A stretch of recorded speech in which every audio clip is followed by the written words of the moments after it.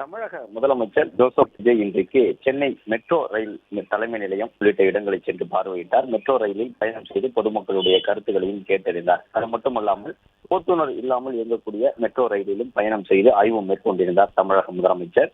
மிக முக்கியமாக முதலமைச்சருடைய இன்றைய பயணத்திலே கிண்டி கத்திப்பாரா பகுதியில் அமைக்கப்பட்டு வரக்கூடிய 101 அடி உயரம் கொண்ட மேம்பாலத்தை முதலமைச்சர் பார்வையிட்டார். அதன் மூலமாகத்தான் மாதவரத்திலிருந்து சோழிங்கநல்லூர் மற்றும் சிறுசேரி செல்லக்கூடிய மெட்ரோ ரயில்கள் இயக்கப்பட இருக்கின்றன.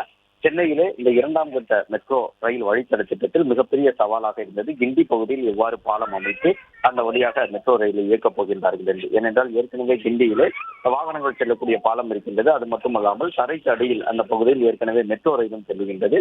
மேலும் தரை மேலே அமைக்கப்பட்டிருக்கக்கூடிய உயர்மட்ட பாலத்தின் வாயிலாகவும் ஒரு மெட்ரோ வழித்தடம் இருக்கின்றது.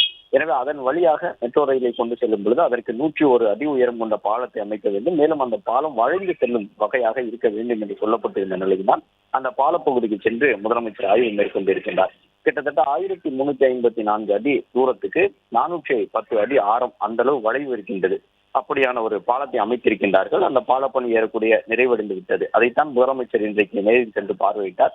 மெட்ரோ சார்ந்த அதிகாரிகள் மட்டுமல்லாமல் தமிழக நெடுஞ்சாலைத்துறை அதிகாரிகளும் கூட அப்போது இருந்தார்கள். இது சென்னையினுடைய மெட்ரோ ரயில் திட்டத்தில் ஒரு மிகப்பெரிய சாதனையாக பார்க்கப்படக்கூடிய பாலம். இந்த பாலத்தின் மூலமாகத்தான் வடசென்னை மற்றும் தென்சென்னையை இணைக்கக்கூடிய, மிக குறிப்பாக அந்த தென்சென்னையினுடைய தகவல் தொழில்நுட்ப நிறுவனங்கள் நிறைந்திருக்கக்கூடிய பகுதியை இணைக்கக்கூடிய ரயில் திட்டம் சாத்தியப்பட இருக்கின்றது. எனவே அந்த பாலத்தை முதலமைச்சர் இன்றைக்கு நேரில் சென்று ஆய்வு மேற்கொண்டிருக்கின்றார்.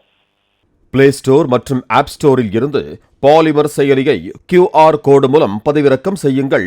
செய்திகளை உடனுக்குடன் பெறுங்கள்.